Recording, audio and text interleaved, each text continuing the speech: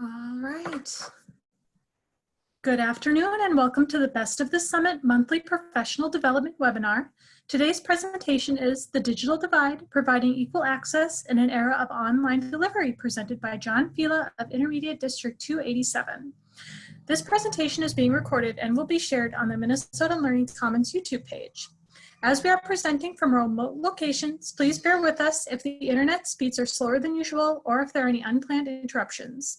I will now give the reins over to our guest, John Fila.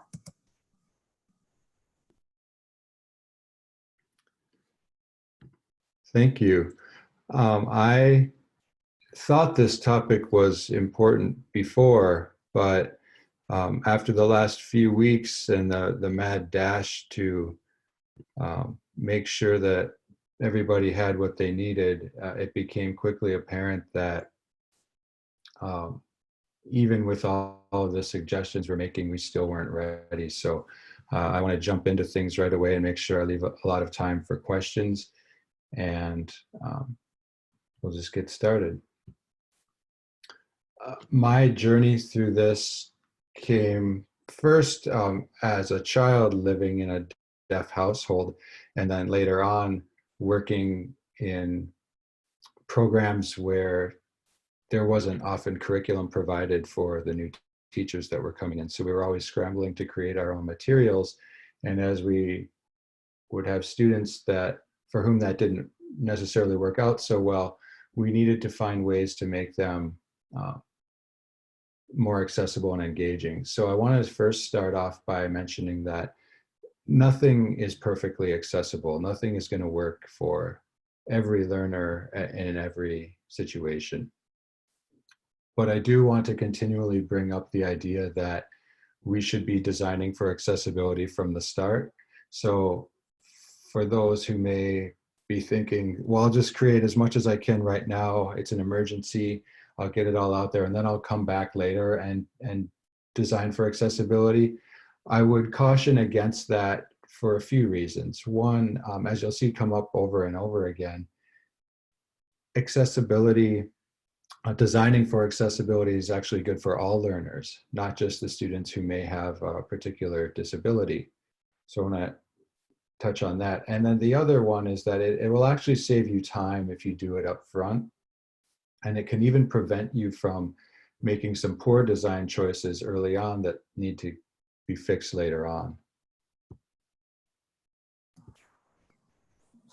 Hey, John, I just wanted to make sure, are you sharing a screen?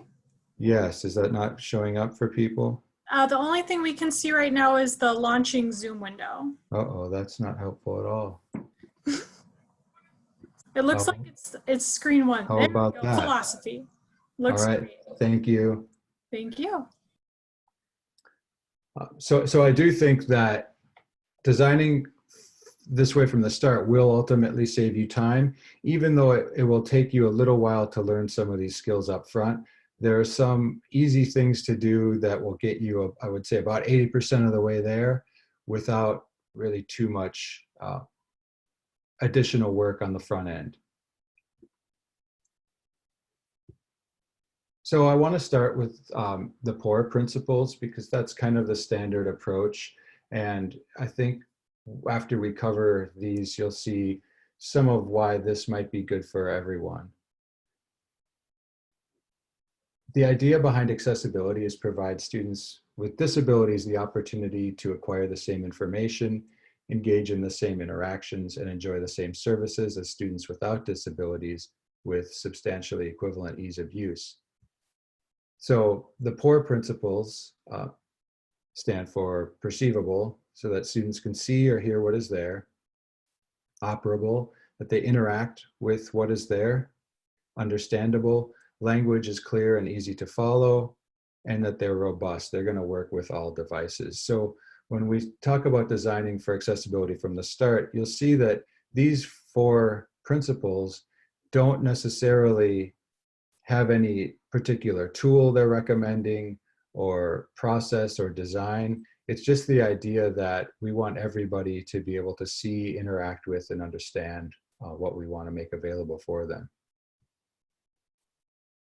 And so there, you'll see that they're is a short link to the slides, bit.ly/digdivide20. And then if you access those slides, you'll be able to get to any of the additional linked materials, and I'll make sure I include those in on the chat as well.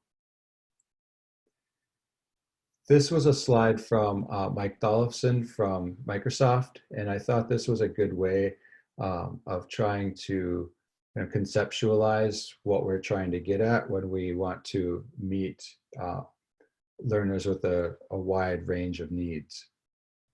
So you can see that there, in addition to all of these potential categories, things for students with learning disabilities, visual impairments, deaf and hard of hearing, and so on, that it actually goes even deeper than that. And I want to talk about the idea of inclusion because I think Robin Lowell summed up really well is that students would rather go without than stand out. So if something is not working for a learner, very often they won't ask questions. They won't follow up on it. I teach some online classes, and I notice that there will be times in the class when a link is broken, for instance, that happens from time to time, and students don't report it.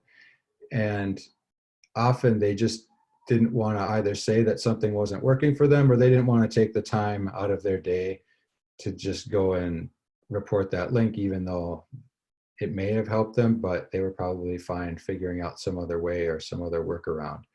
So what I want to do is make sure that what is displayed for students, that they feel is for them from the start, and that they don't have to continually ask for things that they should be just given by being a student in that class.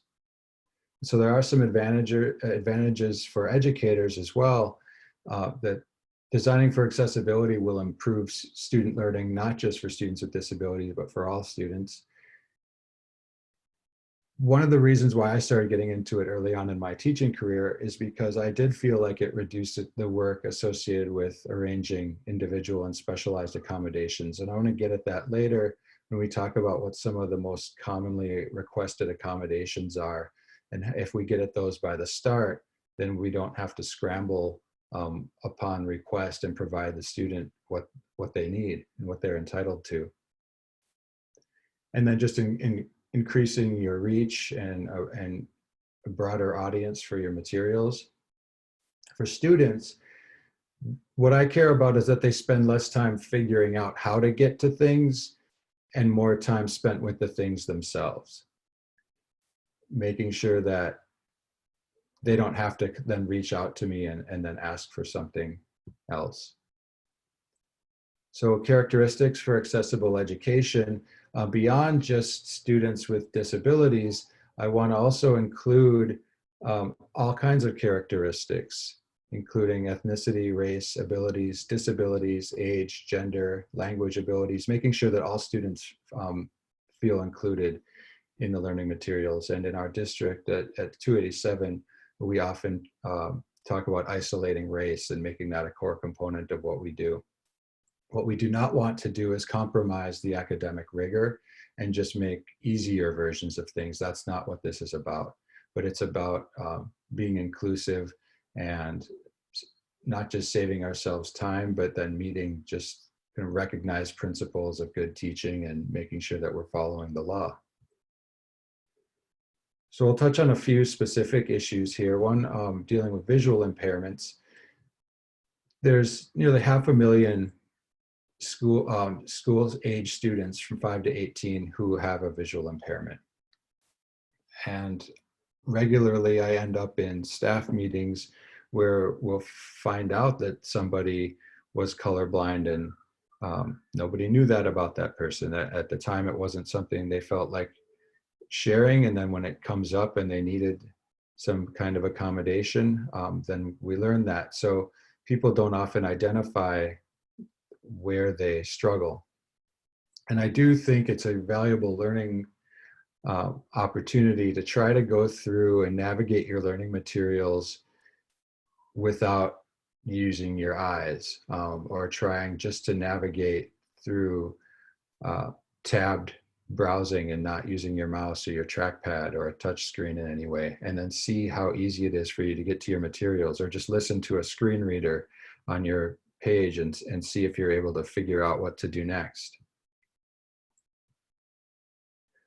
So it is more than just a blind visual impairment issue. In our district, we've had a few examples lately where there's been such a reliance on our BVI specialists who were originally taking things that were on paper and converting them to accessible files for students or sending them off to our Braille list. And then that becomes a little more complicated once teachers start putting in materials into a learning management system. So let's say a school has recently adopted things like Google Apps. They've gone over to something like Schoology for their learning management system, and the students all have iPads.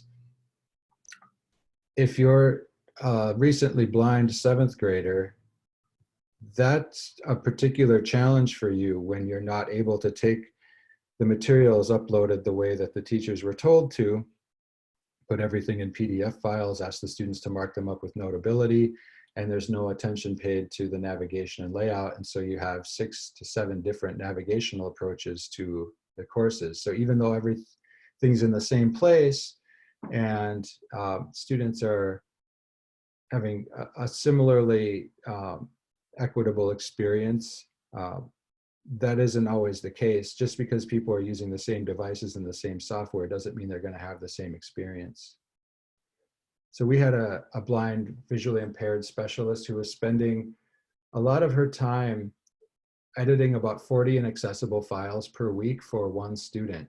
And what would happen when those files were converted into something the student could use, they weren't taken and replaced in the original class. That was like a one-off that just happened. So when the proper changes are being made, we should make sure that those are finding their way back into all of the instructors that are using those materials. Otherwise, now when this student's sibling comes back through the system who is also blind, we're going to have to do all of that work all over again, and it doesn't really make any sense. So I mentioned that consistency of navigation. So let's say you're a student who is taking 6 or 7 courses, and through some miracle, every teacher is using the same learning management system the way that they were instructed by their district. That doesn't mean every teacher is going to lay out their courses the same way. So that increases the cognitive load by the user as well. If they have to learn preferences for style, now we've got another complicating factor here. So I want to take into account the student's overall experience. What does their entire day look like while they try to navigate through their materials? Is there a clear pathway? Is it consistent from one class to the next? So the more time we can save the learner, the more energy they have to think about and interact with the materials that they're being asked to. When it comes to alt text or alternative text, descriptive text, the idea is that that should be used when the image is conveying information. If there's something that's just simply decorative and it's just an icon with a pencil and a sheet of paper, we don't need to put in alt text that says pencil with a sheet of paper. That can oftentimes be confusing to users using screen readers. So what we want to do is consider what on the page is conveying information. Is it sufficiently described throughout the content of that page? And if not, then we go through those next steps and figure out the ways to put in some alt text. And I did want to suggest that there's some additional resources on some challenging situations for alt text for things like infographics, math equations, geometry, charts, diagrams, all those kinds of things that may at first seem like a challenge. There is some guidance on how we can do that a little bit better. And so I linked to some extra resources there that I recommend.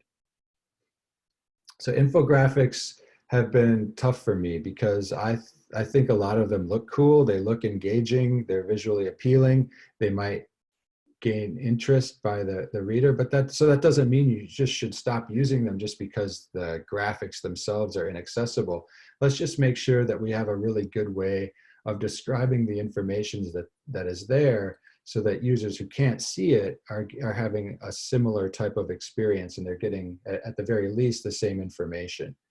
The other thing is that there are tools that can help students get at this. So teaching students to advocate for themselves or work with their own materials a little bit, taking the screenshots of text and putting them in OneNote, where a student can have those transcribed, or providing some optical character recognition. Now they have something that they can, select, copy, paste, and they have text that they can work with.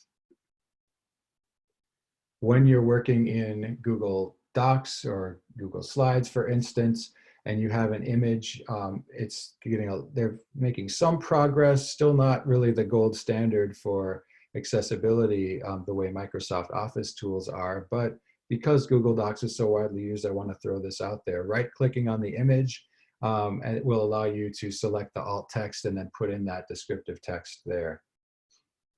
When you are working with a learning management system, for instance, including an image, the way the description on the right is showing you, it's a matter of entering it into that image editor, putting the descriptive text there. You can also see that there's an option to click on description not necessary, and that will put in the proper null tags so that screen readers will skip that image. And then in the HTML, that's what that would look like. But that HTML sitting behind those pictures is what's going to make those images more accessible. I do also want to bring up that there's some situational supports you may want to consider. And I've been thinking more and more about this as people have sent me their slide decks to give them advice on accessibility. Initially, I was looking for things like, are there slide numbers on each slide? Do the images have alt text? Is the color contrast sufficient? All these things that I would think I would need in order to make something accessible, selectable text. But what happens is if you're giving a slideshow then in a setting like this, then how does this accessibility break, and in what ways can we help support learners in that area? So if you're giving your slideshow, you'll notice one of the things that I've tried to do is put in the short link to the slideshow at the top of almost every one of my slides, so that if somebody needs to go back and get those prior slides and information, especially if we're going to have a discussion about some of the topics later on, they want to be able to get back to some of those questions and use those in their consideration before their discussion starts. Another thing might be, if you're watching a presentation of a slideshow the way you have with this one, you'll notice that you can't click on my links and get to that content. So making sure that people have their own copies of the slideshow becomes even more important, because those additional supports or enrichment opportunities then become available. If I just showed you the slideshow, it might be more frustrating than not just to know that there's these extra resources there that you can't access. So specifically dealing with learning management systems, because I think that's the way to get at some of the important pillars of any good course. We talk a lot at 287 about the teacher presence is the presence that coaches, facilitates, guides learners through the courses. And then the social presence, where the users feel like the material includes them, and that they can include parts of themselves and their culture back with the rest of the students in the course, or with the instructor, or with the public. And then we talk about the cognitive presence. But the cognitive presence is easy to get at through all the stuff, but it's through the use of a learning management system that we can get at things like teacher presence and social presence. And without a system that helps us manage all of that, that becomes particularly challenging. And then we're just, in some cases, sending out digital packet work, which is not an equivalent experience. And we miss out on a lot of the learning that takes place when those social elements are involved. So I did mention that trying to put yourself in the shoes of a student taking 6 to 7 courses a day, where you're being asked to use a tablet and download content in PDFs and update Notability and resubmit them. there's a lot of things to keep in mind when setting up content in a learning management system. So are teachers using a consistent file naming convention? Is the way through the class the same? Are the files being used also consistent, not just between courses, but are they consistent even internally within the class, based on teacher presence or where the source came from?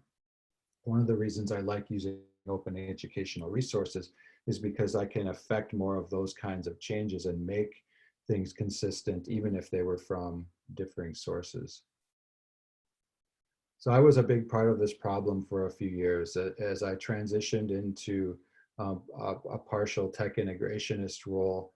I found myself often encouraging teachers to use tools more around engagement and what students might find interesting than were they accessible for learners. And I think people who know me often see my criticisms of a tool like Prezi, who keeps telling me that it's something they're working on, but they've been around now for over 10 years. And I would think that if it's something that was important and something you're working on, you would start to get to it right away. So consider, as an educator, who is the person suggesting your tools? Do they have the proper background and accessibility to make those suggestions? And if you're working with vendors, have you asked them for a demonstration of accessibility features? Because one of the things that I've noticed is when I talk to vendors and I'll ask if their products are accessible, they say, of course they're accessible. That's the law. And we wouldn't be able to sell our product in California if we weren't accessible.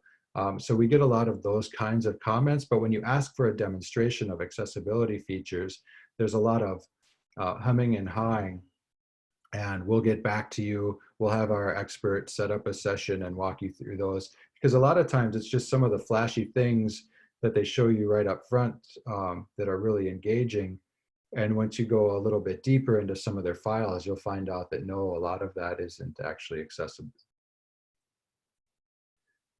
So please consider your teaching materials. What are you asking your students to do versus what do we really want or need them to do? Sometimes there's a big change in those. Do they really need to go out to a page and go through the entire web quest? I'll mention some examples of that later. There may be settings changes within your learning management system. A lot of times the IT department or the people who set up your learning management system, all they know is to make sure it's working. You know, if people can access it, is it publicly available? Do the accounts work? They don't necessarily go in and look at every single admin feature and setting that may help foster greater accessibility. So it's worth taking some time and going through all those settings and figuring out what some of those options might be, and then reaching out and asking, what are the accessibility features? The tool we use at 287 for our LMS is Moodle, and there are 2 different accessibility checker buttons right there in the editor itself to go along with the image editor, which also requires that you put in a description or check that one's not required. So there are some built-in features. And then we also customize our roles for students who might need to ignore time limits on quizzes or to get different levels of access. We have some different customized roles and approaches for those learners. So one of the suggestions I have, excuse me, and this isn't just for Moodle, but you can condense the topic blocks in Schoology. You could use something like folders. In Canvas, you might not have every page displayed, but you might just have students navigate through the topics.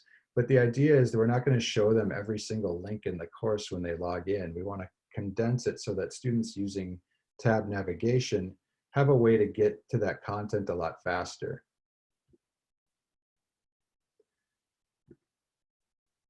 If you're teaching a synchronous course, constantly dragging the topic that you're on up to the top will also reduce the amount of time it takes somebody to access that content. If the current item that they're working on is always the one right there at the top, then you've saved users a lot of time. I've been trying to make more of an effort to convert materials in our system from files over to the HTML itself. So every time a user clicks on something, that's a potential issue. So if they're clicking on files, do they know where the files are going? How are they being displayed? Do they have the right software? If it's something in HTML, then I know it's just they're gonna click on it and it's open and it's right there. It's part of our system. Another reason why we like to use open educational resources, because we can modify those materials. And then I mentioned that we do have some notifications for accessibility right in our editor. We also want to hide and remove the unnecessary.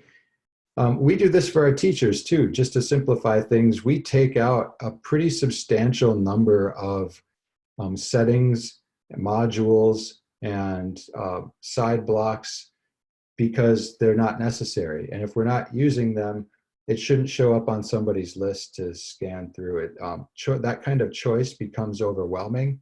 And so the more you can help people focus their choice, I think the better. And making sure that consistency is more likely if people don't have lots of different ways to do something. Coming up with standard naming conventions, not just in a course, but in an entire program or grade level or building. Setting some presets has been a good step in our development. We've had some frustrations with the creation of tables, but now that we have some presets for our tables, you just select the accessible table you want, and then you're essentially just copying and pasting information into those tables. You don't really have to worry then if the table itself has been set up properly, because by default it is.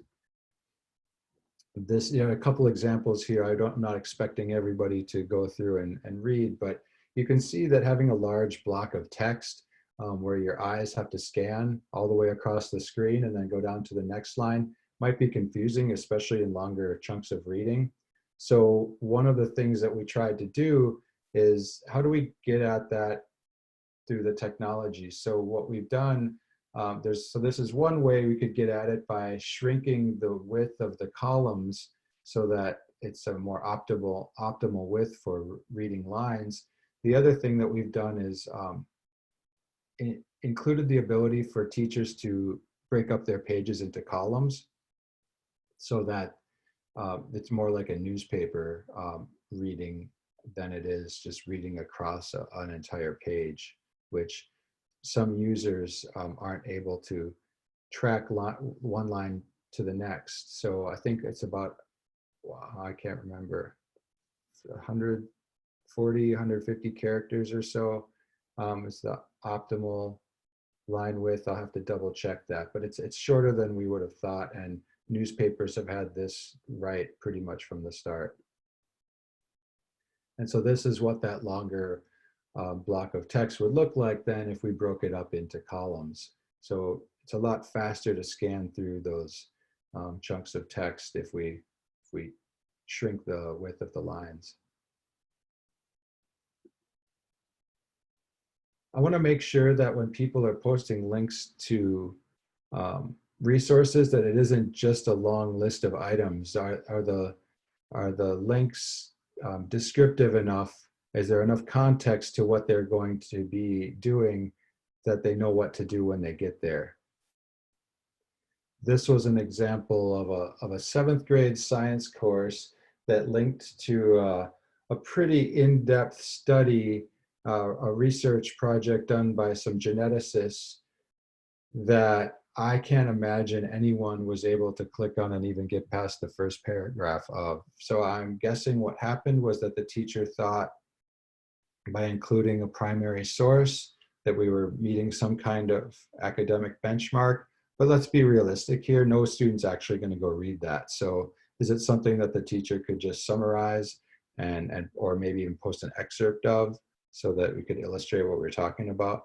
But going through that link without any additional context is confusing and frustrating for all learners, not just students that may have a disability. Making our file names descriptive so that when they're sitting on someone's computer or even before They download it. Do they know what they're getting into? Do they know what it's for?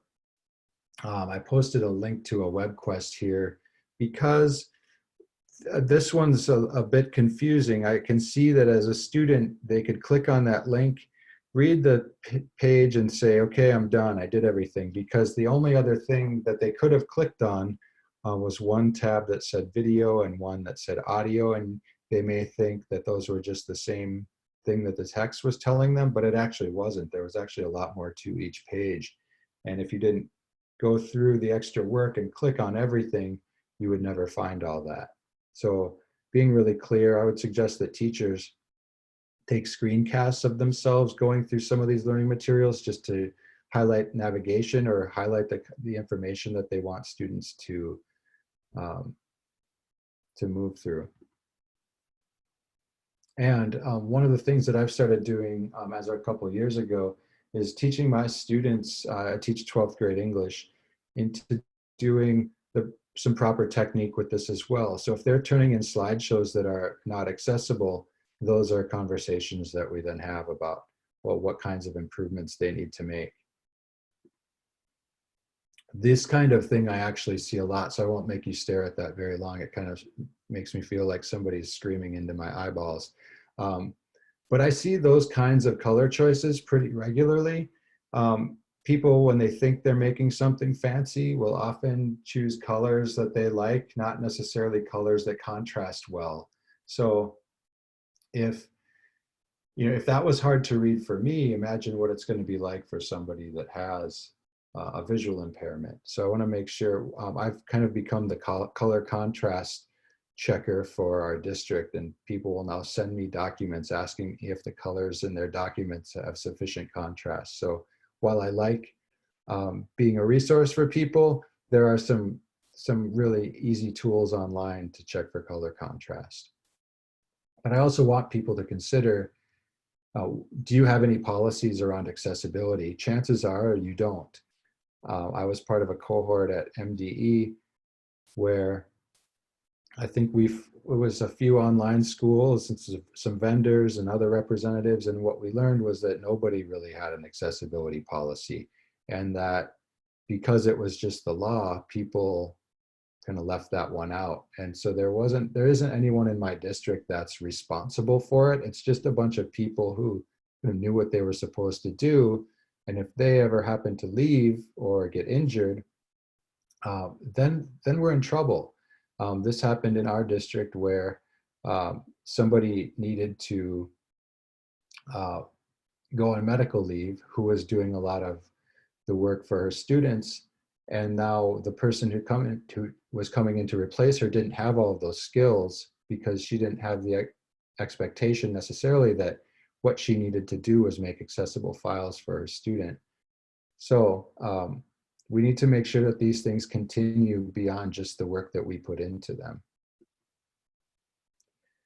As more and more people look to social media for ideas, topics, posts, support, I want to make sure that everybody's up on some of the newer features. This one for Twitter is not necessarily so new. It's a few years old now. But when you're posting an image to Twitter, especially if it has text in it, you can add a description, and you actually get more characters in your description than you get for your tweet. So it may even be a way for you to get around some of the character requirements. But if you go into your profile, look in your settings and privacy, there's an accessibility feature there that allows you to start adding descriptions to the screenshots or the images you post. And the other thing is, this is relatively uncommon, but I noticed at the Monterey Bay Aquarium that when they participate in sharing memes or common Twitter, I don't know, what do you even call something like this, if this is even a meme, but some text formatting, they participate in those kinds of social interactions, but then they follow it up with a sufficient description for people who can't, who are people using screen readers or who can't read that tweet.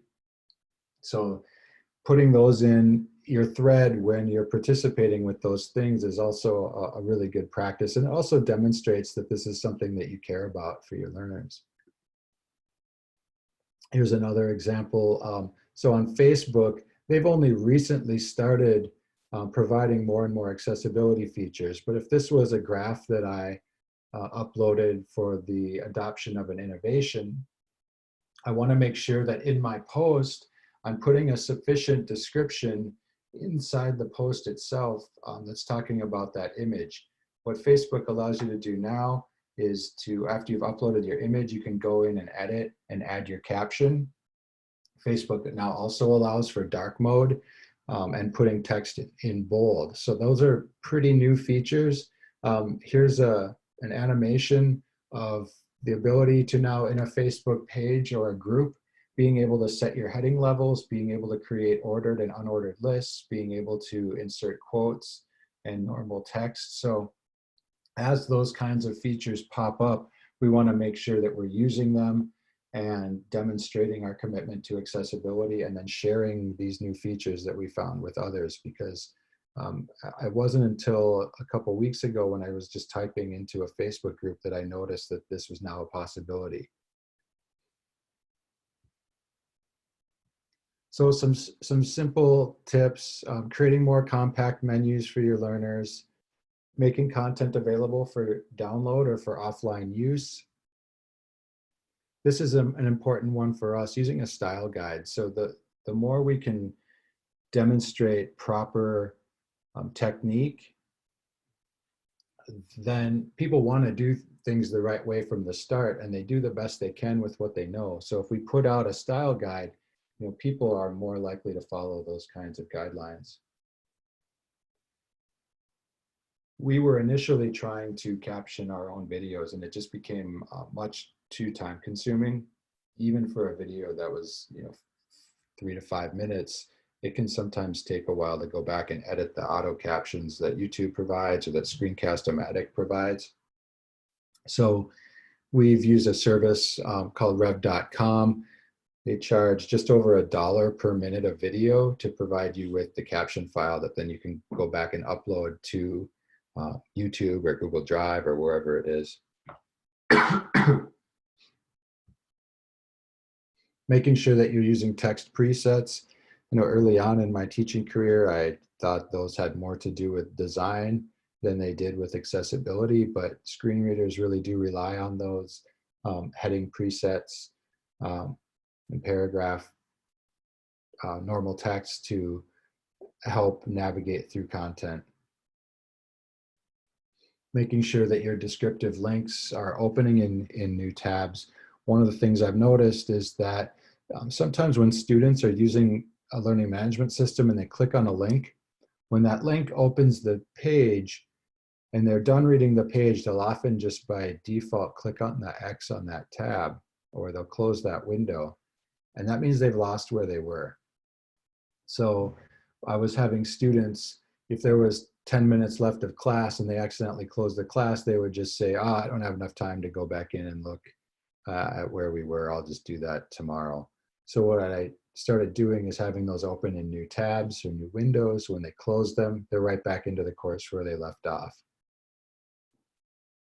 At 287, we've been calling this next one our relentless pursuit of simplicity.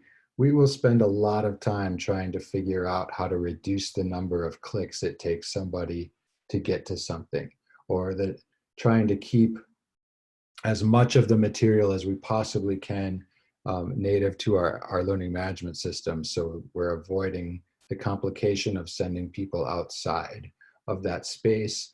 Not that there's anything wrong with them navigating real world examples, but when possible, we really want to just try to maintain control over it, because then we know it's going to be working for everybody. So I would want people to think about right now, what are the most common needs that you see come through for accommodations for your students? So when you are starting off a new course, you get a new batch of learners, and somebody tells you that they have an IEP or 504, what are some of those most commonly requested accommodations that you might be faced with making. And what we mentioned at the start was we want to try to design in a way that gets at all of these by default. So when I'm teaching a course for Northern Star Online, and a student or a counselor comes to me and tells me about an IEP or a 504 plan, it has one of these items listed, I don't ever panic because I know that the way my courses are built, I've already addressed these issues. So I'm not ever going to have to go back in and scramble and change anything or make a separate version of something for someone, because all of the content already does this by default. And we very rarely now get asked for accommodations or modifications that we haven't already tried to foresee and take into consideration and then produce a solution for. So we've really purposefully and intentionally gone through and made these kinds of changes so that when the need arises, we can explain that the content's already there in the way that they need it. And it's often not something that parents and students are used to seeing.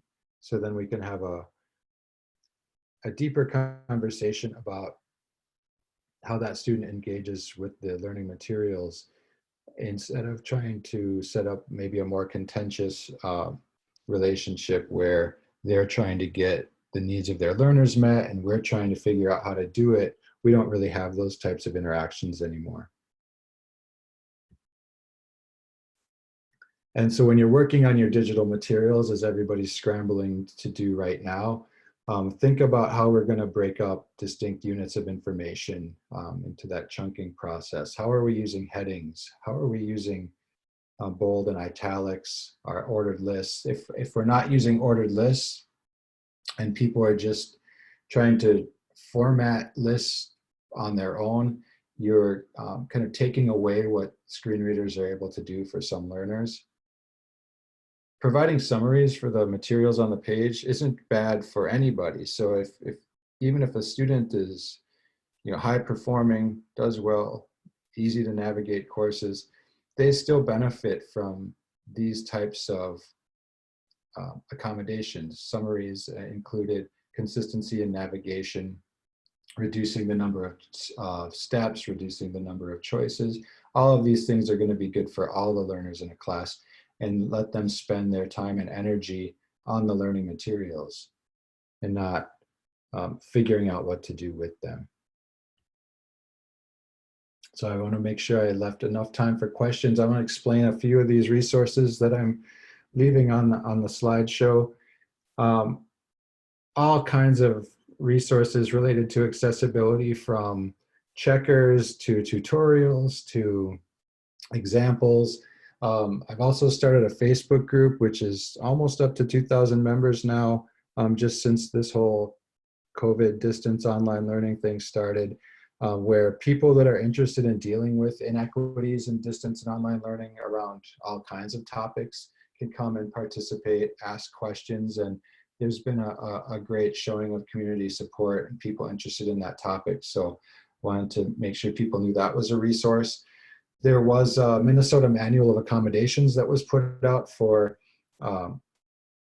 common accommodations in all types of categories, as well as what to do with English language learners who needed some of those same accommodations. So what I did was I took that manual and rewrote it to take all of the practices and convert them into what that might look like in terms of online delivery. So you can feel free to grab from that resource as well. And then at 287, we have a list of suggestions for users who, for instance, might have dyslexia or some dexterity issues, so they can't use a mouse, or they need screen readers, or they need speech to text. We make those kinds of recommendations on those pages, and I keep that page updated all the time. If somebody wants to not just access the slideshow with the short link, if you actually want the slides themselves that you can copy, edit, and use on your own, I've licensed this under a Creative Commons license so that anybody is free to use that with attribution. So with that, I'm going to look to see if there have been any questions, or now would be the time we can start unmuting people and try to get you the support you need. Yeah, so if you have a question, you can either type it into chat, or if you raise your hand, I can also unmute you so you can ask your question live.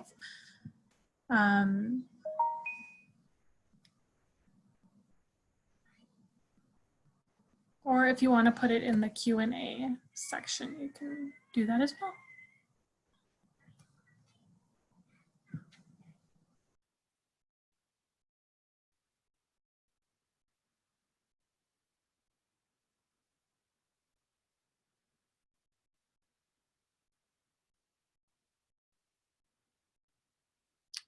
Okay, so, Brenda had a question about a note saying see Moodle training videos. If those are of interest to you, feel free to reach out to me. I can make those available. We actually have used most of this slide deck for another series of trainings in our district. So we have a separate Moodle tutorial section in our PD area. So I can send you a link to those videos and what we use for Moodle training.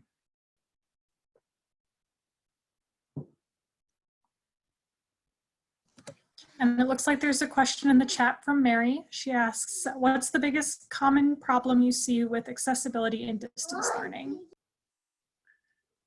Yeah, that's a good question. I think screenshots of text, I would say, is number one, where teachers find a good example of something that they want, and they take a quick screen snap of that item or that page, and then they drag it into a Google Doc or a slide.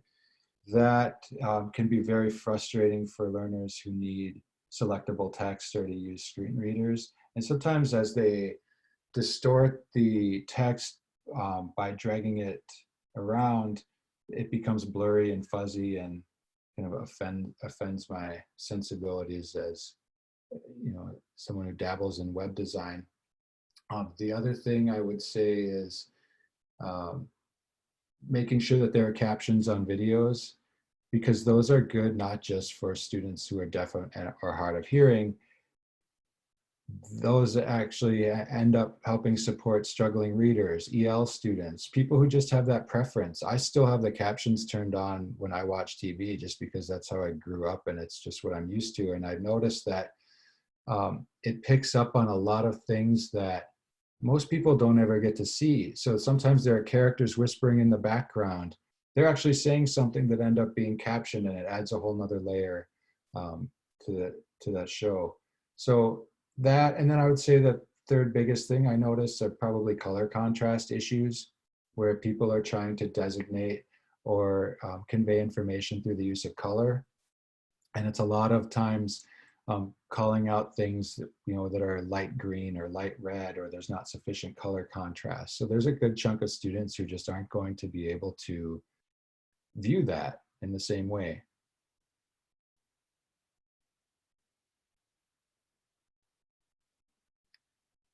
Hopefully I'm getting the name right.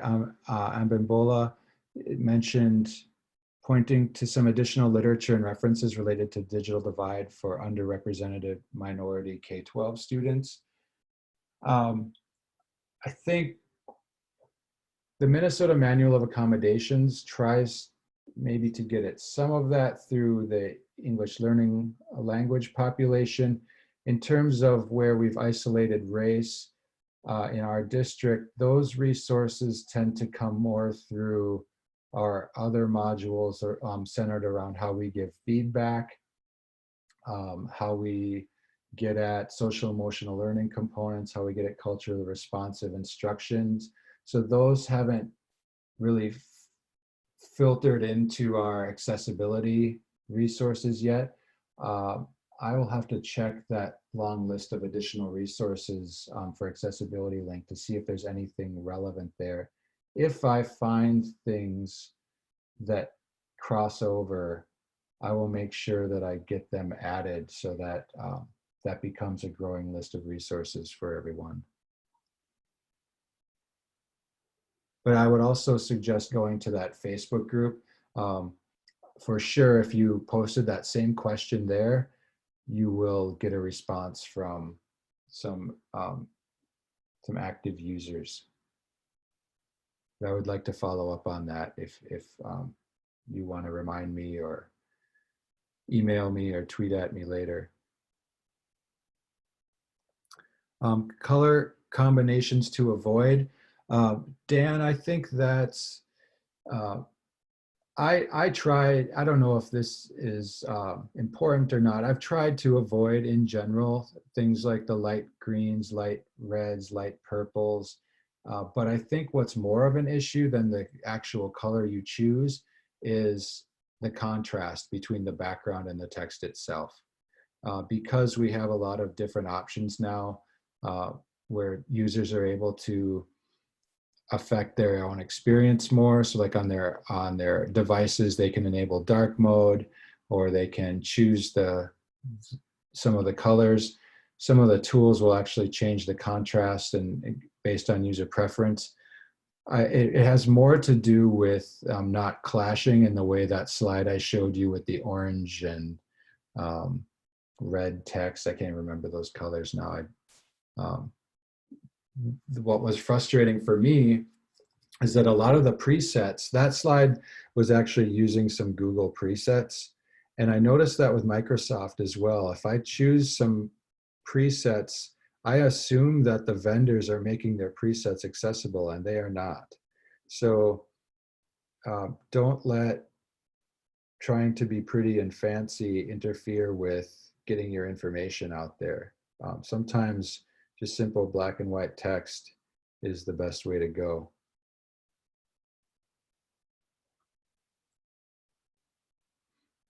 Other questions?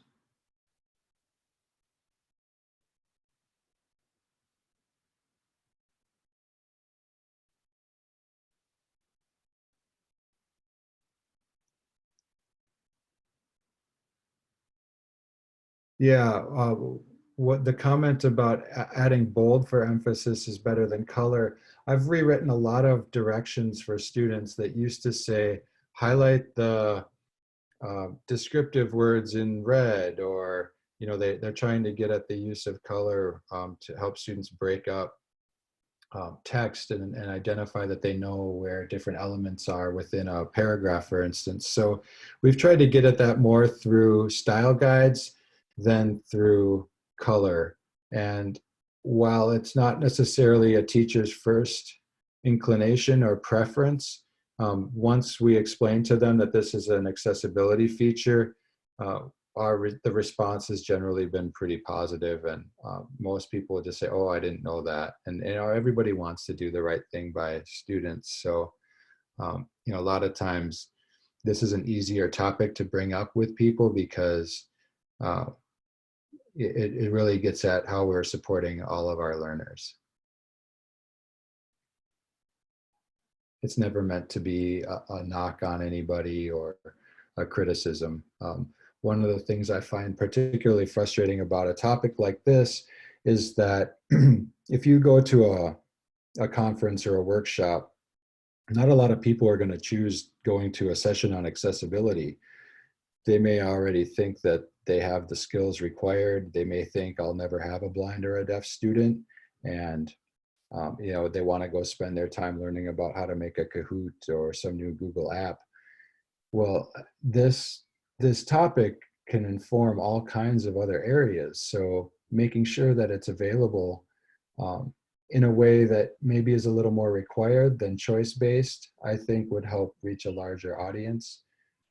But we don't know what we don't know. So if you don't know accessibility is important, if you don't know open educational resources are important, you're not going to go to those kinds of sessions. All right, we've got a few more minutes, so just if you have any more questions, you can feel free to put them in the chat or raise your hand and we'll allow you to talk. But I did just want to say thank you to John from the Minnesota Learning Commons. And then also just throw that up there one more time. And then if you enjoyed today's session, you can join us next month, May 21st, for What is Virtual and Augmented Reality's Role in Higher Education, which is put on by Jonathan Kofel of the University of Minnesota. And if you want to learn more about the Learning Commons in general, you can go to z.umn.edu/MNLC Best Summit. And I will also put that in our chat.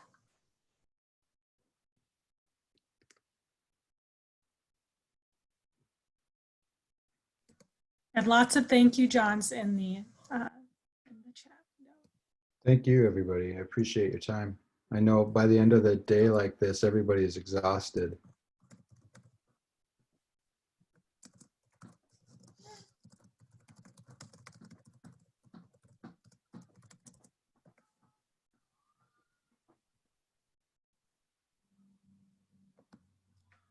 All right. I don't think that there are any more questions, so thank you so much, John. All right. Thank you for facilitating. I appreciate it. My pleasure. Have a great day, everyone.